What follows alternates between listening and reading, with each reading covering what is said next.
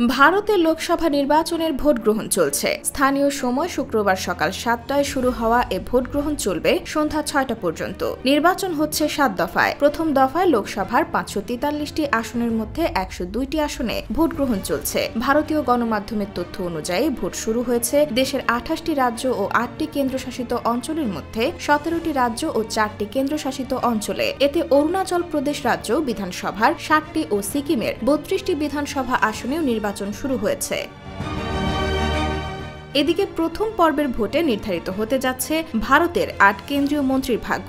এছাড়া পশ্চিমবঙ্গে মোট ভোটার সংখ্যা 7,69,00,000। তাদের মধ্যে পুরুষ 3,85,30,000-এরও বেশি, নারী 3,73,04,000-এর বেশি। রাজ্যে আরও রয়েছেন ট্রান্সজেন্ডার 1,837 ভোটারও। প্রথম ধাপের নির্বাচনে পশ্চিমবঙ্গের 3 আসনে আজ 5,814টি আসনে ভোট দিচ্ছেন 56,26,108 ভোটার।